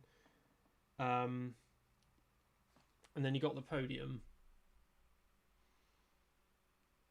Yeah, I think no. Mid is a bit unfair. I think that considering that his experience and the fact that he did have some his standout moments that were quite good. I think for Schumacher it's Torpedo. So yeah, we'll put Schumacher. Torpedo's getting quite congested now. Actually, it's got, how many have we got in there? 3, 6, 9, 11, 14 drivers just in Torpedo. Right, so now we're down to the final row of ones to do. So first up is Bruno Senna. So Senna at HRT was of the 4 drivers that they had, Senna was the better one, certainly. He seemed to get to grips with the car the most, but just not really race with anyone because it was such a bad car. 2011, the second half of the year, he took Heidfeld's seat. It was either Heidfeld's seat or it was one. He took one of the 2 seats at Lotus Renault. I think it was Heidfeld, and then Petrov was there the whole year. That sounds about right. 2012 Williams didn't crash as much, but if we look at how Maldonado drove, he was apparently underperforming in that car. So I've seen pay driver, Spinella, mid. Replaced Heidfeld 2011. Yeah, I thought so. I couldn't remember which one it was. But he had a few points finishes in 2012, more than Maldonado, but obviously never got a win. And yeah, he had, and someone said, he started late. Obviously, his career was disrupted with Ayrton's death.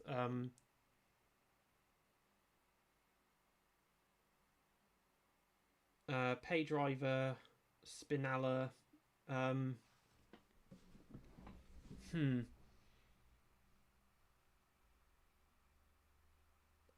He's not a cucumber. He's not. It's going to be either Spinella or pay driver. Pay driver's too harsh. So I think he's on par with Petrov.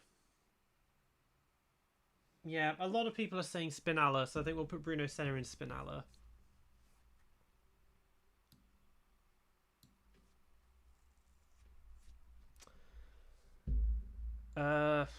So next up is Sergei Sorokin. So I've covered his 1 year in F1 in kind of excruciating detail. So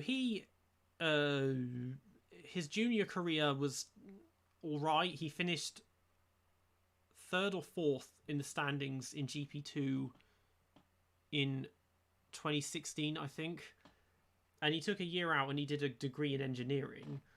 But Williams 2018 got walked all over by Lance Stroll, and he got 1 point as courtesy of a disqualification. He did, the only time he got any real coverage was Singapore, when he got hit by Perez and he was holding him up for lots of laps. He had some bad luck and he was driving a bad car, but he was just much slower than Lance. Seeing pay driver, cucumber. He wasn't an absolute tart at driving, but was dreadful to watch.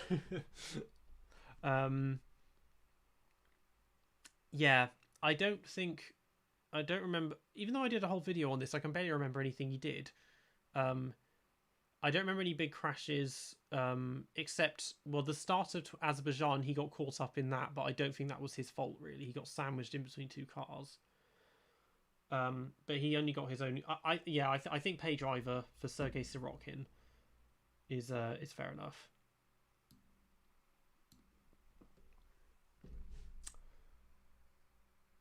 So who's next? Will Stevens, another back marker.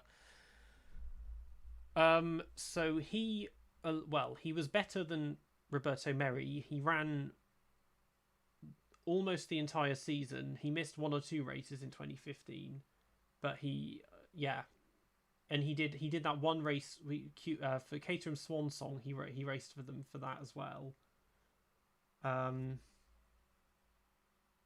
So for him, again, really really uncompetitive car is the problem. But better than certainly better than Merhi. So I'm mostly seeing pay driver. Spinella is on one of them. Cucumber, pay driver.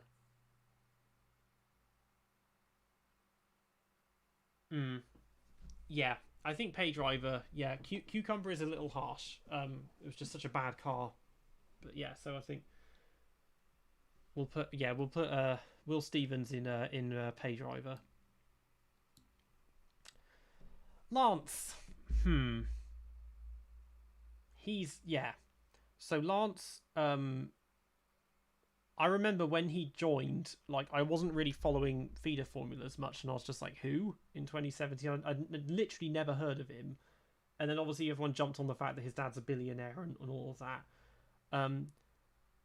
But then he comes out with things like Azerbaijan, where he finishes third or ever so close to finishing second. And he does this. He has this habit of just pulling things out of the hat that you just don't expect every once in a while, that kind of is enough to sort of redeem him for a time. But yeah, so we got Torpedo, Spinella,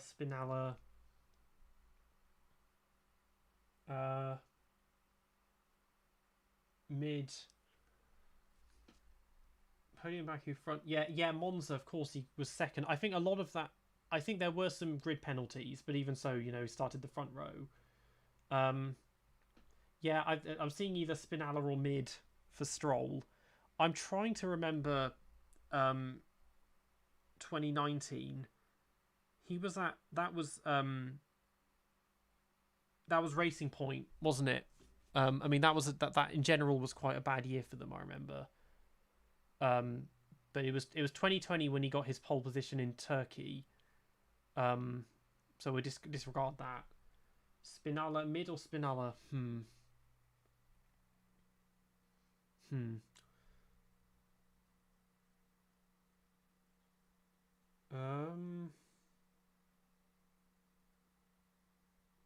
And again, he's not a very good qualifier. He does like to get knocked out in Q1 a lot. Lance Stroll. Do not put him next to Russell Norris. He's not going in Torpedo. It's either mid. I'm trying to think who else is in mid that would be Darius or Ericsson. Stroll's better than Gio. Again, he's one of these ones who has sort of extremities of performances, because he has either really good performances or really bad ones, and not really in the middle, in the same way with someone like Giovinazzi. A lot of mid, a lot of Spinella.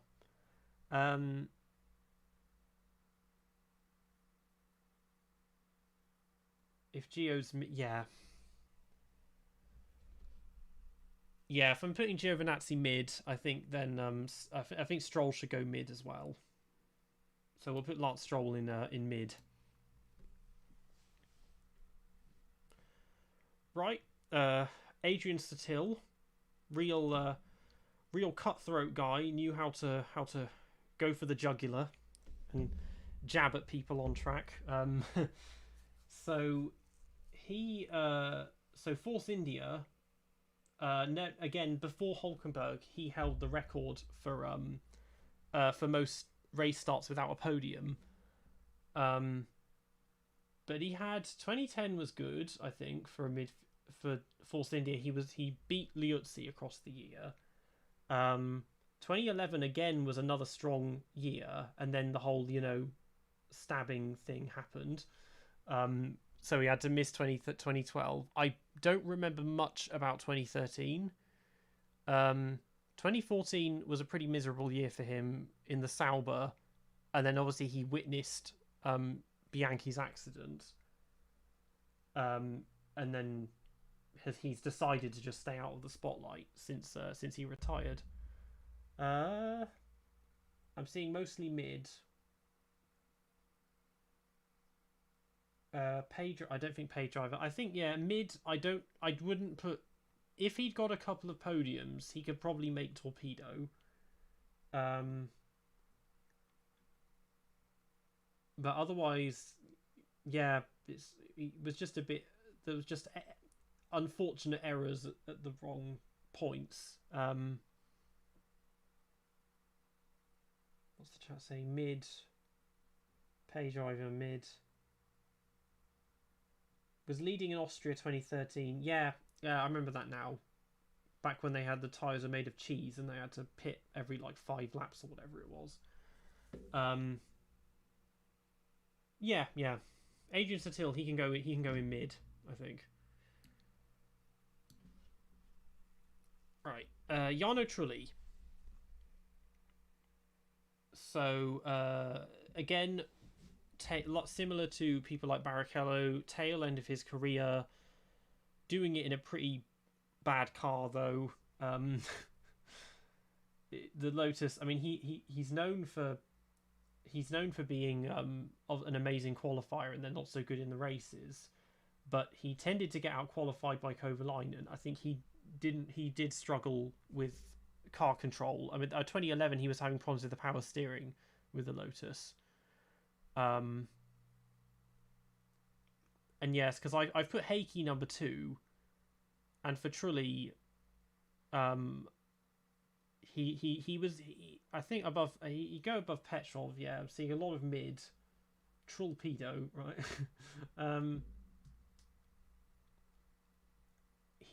Again, it's the thing. If you were looking at his career as a whole, he'd probably go in either not bad for number 2 or maybe even Torpedo, because he was such a good qualifier and had some really, really amazing race starts, but then just had a few real stinkers of races.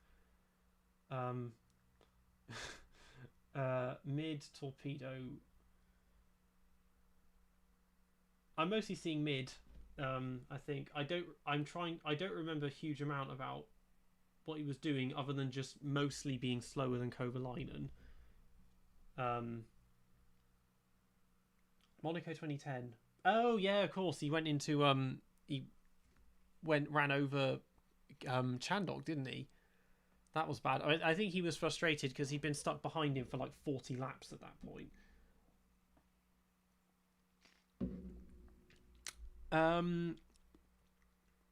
Yeah, I think I'm waffling a bit. So yeah, we'll put him in. We'll put Trulli in mid, I think.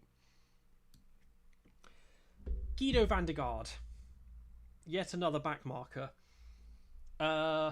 So his 2013, the main thing that I remember was when he broke into Q2 in qualifying in Spa in the rain. He qualified, I think, 12th or 13th. It was something. It was the best qualifying that Caterham had ever had. And otherwise, mostly better than Charles Pic. Probably would have had a bit more in him had he not had that big lawsuit going on with Sauber when he claims he had a contract with them and they were like no and that. So I've put, if we compare him, because he did one season, if you compare him to Charles Pic, he was a little better, but not really by much. Because obviously that quali was good in the rain at Belgium, but then he dropped like a stone in the race. And his career, well, he thought it was going to go on longer, but it only ended up being one year. Actually, possibly pay Spinella.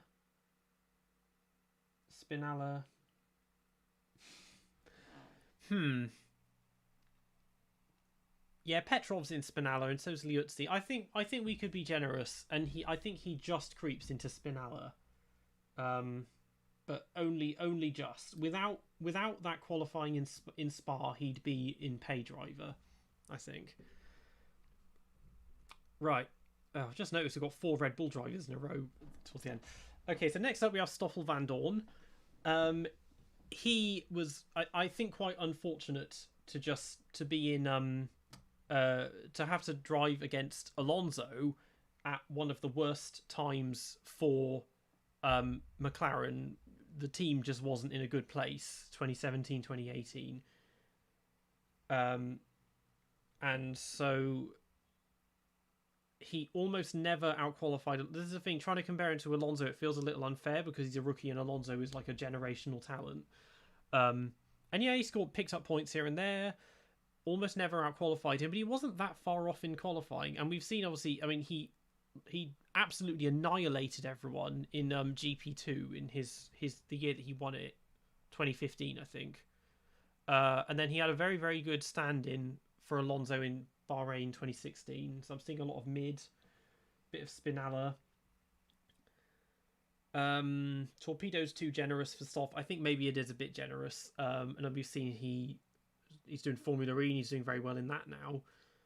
I think he could he probably could have carried on in F1, but there weren't the seats for it and that.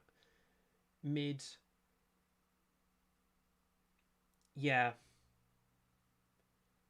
He got destroyed, but by Alonso is the thing. So I think, and other than that, he never had any real breakout performances. So I think Vandoorne can go in mid. Charles disappeared again. Right. So final few. Jean-Eric Vergne. So one of the replacements of Buemi and Alguersuari. 2 years against Ricciardo, and he beat him in 2013, I think. 2014, and he said actually in his Beyond the Grid interview that he was like, they were amazed when he was scoring points, they were like celebrating, and he was like, I don't want to score points, I want to be winning races and that. 2014, I don't remember much. He was against Kvyat, and then obviously just lost his seat at the end, which I don't think because he was bad, but just because Red Bull, it's a bit of a revolving door with their junior drivers. Where is Checo? He's in number 2. So let's see if we can see properly. Jev, I'm seeing a mid and Torpedo. I'm trying to think what else I can compare him to, because Alguersuari and Buemi are both in mid, and I think he could match Ricciardo, and obviously did beat him 2013. I think Torpedo is a fair shout, I think, for Vergne. So Vergne can go in Torpedo. Okay, Max. Well, my instinct is going GOAT, which I think is reasonable. It's just you can't. I don't think you can say anything else. Just in general, with Max, I mean, first couple of years obviously a bit shaky. I mean, in 2015, a couple of crashes. He did like moving in the braking zones, but he is like this. He's like a cyborg that's just perfectly programmed for racing. To have gone to have done just a single seaters, and then go to Formula One age 17, and 2019. For the briefest of moments, he looked like he could be a title contender. And for won his first race, yeah, it's GOAT. It's obviously GOAT for Max. So it's a bit cramped, but yeah. So Max will go in GOAT, and I think we'll have to see. We'll have to see what happens in the future with him. Since he's only a few weeks away from winning his second title now. And yeah, he's going to be. I think it's going to be the driver of the 2020s. Yeah, I mean, well, if I'm still doing this in 8 years and I have to rank every driver of the 2020s, it wouldn't surprise. Well, unless anyone else comes along. As it is, he's going to be number one. But we'll see. We'll cross that bridge when we come to it. That's quite a long time away. Vettel. Yeah, okay. This again, not much discussion here. Obvious GOAT. I'm a massive Vettel fan. And I've been supporting him his entire career. And yeah, I started supporting him in 2008 because I started watching a few races in, and he was at the bottom of the standings because he crashed out of each race, and so I was like, okay, well, he's an underdog, so I'll support him. And then he goes along and wins Monza, and 4 consecutive championships. It's not, in hindsight, it looked bad at the time. I think in hindsight, now that we're seeing just how disorganized Ferrari are, you can kind of give him the benefit of the doubt for a lot that happened against them, because Mercedes have got Hamilton first of all, and they were just this perfectly oiled machine, and you had to counter the fact that they were, well, on a lot of days had the fastest car, and also it never broke down. And then you had him driving a car which wasn't really very well suited to his driving style, and then also these awful strategy decisions by them. He was so many times just on the back foot. The spinning, I don't know what, the spinning, it's weird. Like, I don't know, it must be the way the car's set up, and I think it was probably a psychological thing as well, and just the pressures of it. But, he's a great, Seb, he's a great guy both on and off track. So yeah, he's an obvious GOAT, is Sebastian. Mark Webber. Well, yeah, this is, again, we're going by namesakes, so not bad for number 2 driver. I would say yes, but then I'm wondering if that's a little unfair and if he should be going GOAT is the thing, but I don't know. He completely threw 2010.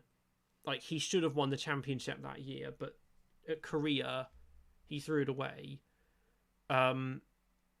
Most of the other time, I think he was just very... Obviously, Vettel was being favoured, and he was just very disgruntled about that. Yeah, I'm seeing entirely number 2, but...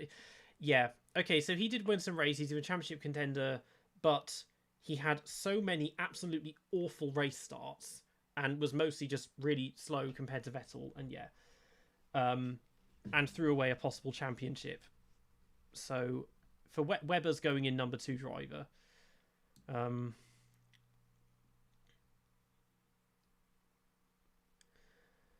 Final 2.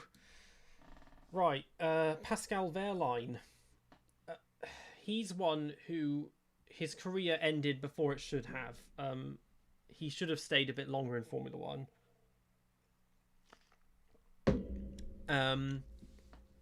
2016, pretty fast. Not quite on the same level that Bianchi was at that team, but, scored points for them. 2017, again, scored some points, but I'm not really remembering much otherwise. It was just a little unfair because he's been I don't know if he drives for... No, he doesn't drive for Mercedes. He was a Mercedes junior for years, and there were talks about putting him in the car in 2017. Instead, it went to Bottas. I'm seeing either torpedo or mid. A lot of mid. So high mid, yeah. I mean, comparing him to the other backmarker Manor drivers, I got Glock in mid, Chilton's down in Pedro, Bianchi's in torpedo, and yeah, I think he beat Nasr. Not Nasr, Ericsson. Sorry. Yeah, I think high mid for Wehrlein. Okay. Last, but most definitely not least, is Sakon Yamamoto. I think I've probably covered him more than any one driver in all my videos, because I've covered his entire career in the first Singapore race, the first Super Aguri video, the Spiker video, the original F1 New Teams 2010 video, and then the HRT 2010 video, and then his own biography video. But yeah, okay, he's literally a pay driver, but he was really slow. Never involved in any big accidents, but yeah, just really, really slow. And now he doesn't race anymore, and now he's a politician. And yeah, he's in a similar vein to Chandhok. Yeah, all the other backmarker HRT. So yeah, obvious cucumber. So yeah, it looks like we've done it now. So to recap, we'll just see who we've got. I don't know if this can be edited actually or not, but whatever. So in the cucumber category, I've put Karun Chandhok, Pascal Wehrlein, Narain Karthikeyan, Roberto Merhi, and Sakon Yamamoto. In pay driver, we've got Max Chilton, Jerome D'Ambrosio, Lucas Di Grassi, Esteban Gutierrez, Christian Klein, Jolyon Palmer, Charles Pic, Alexander Rossi, Sergei Sorokin, and Will Stevens. In Spinella, we've got Pedro De La Rosa, Marcus Ericsson, Brendon Hartley, Tonio Liuzzi, Vitaly Petrov, Bruno Senna, and Guido van der Garde. Mid, Jaime Alguersuari, Sébastien Buemi, Paul de Resta, Antonio Giovinazzi, Timo Glock, Nick Heidfeld, André Lotterer, Felipe Nasr, Lance Stroll, Adrian Sutil, Jarno Trulli, Stoffel van Dorn, and Pascal Wehrlein. Torpedo, Alexander Albon, Rubens Barrichello, Jules Bianchi, Pierre Gasly, Romain Grosjean, Nico Hülkenberg, Daniil Kvyat, Kamui Kobayashi, Kevin Magnussen, Pastor Maldonado, Esteban Ocon, George Russell, Lando Norris, Jean-Luc Vernon, Michael Schumacher. Not bad for a number 2 driver, and it's Heikki Kovalainen, Valtteri Bottas, Robert Kubica, Charles Leclerc, Felipe Massa, Sergio Pérez, Carlos Sainz, and Mark Webber. And then the GOATs are Fernando Alonso, Jenson Button, Lewis Hamilton, Daniel Ricciardo, Kimi Räikkönen, Nico Rosberg, Max Verstappen, and Sebastian Vettel. So yeah, just see if the chat will catch up or not. See how far behind I'm watching on my phone, and I've got a bit of a delay, and I'm still counting up on the number 2 ones.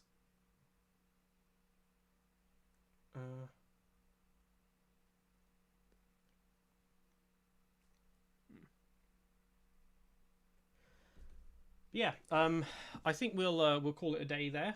I think that's gone reasonably well for my first attempt at a live stream. It feels a bit weird chatting into a screen with unscripted with this chat going by as well. But yeah, obviously thank you for tuning in. Thank you also for your continued support. I mean, I don't know where I never imagined when I started this that this would actually become like a job now. I mean, when I started this channel, it was just a way of procrastinating and that during lockdown, and it's ended up, yeah, and it just completely blew up eventually. But yeah, I just had to. It took a lot of hard work. It still does take a lot of hard work. I mean, I've pigeonholed myself a bit by doing such long videos. But you know, I want to try and do something that's a bit different, and that. Did I name the second cucumber wrong? Who did I put? Oh no, Okay, who did I say? Because I can't remember. I probably got yeah.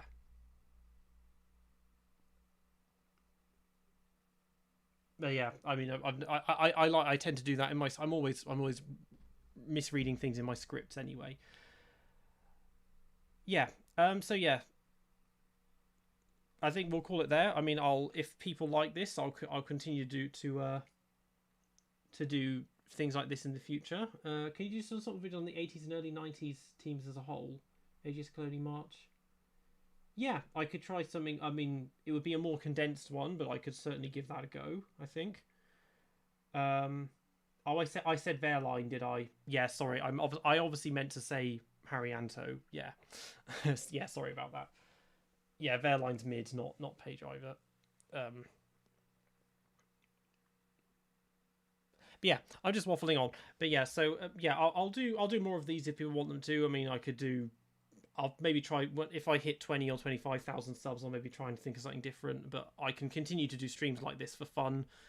doing maybe the two drivers from the 2000s, or I could do a tier list with the cars. That would be a fun one, actually. I'll do one for the cars of the 2010s as well to complement the ranking video, and maybe even a little bit of gaming. I mean, I've barely touched F1 Manager. Could probably give that a go, or even one of the racing ones.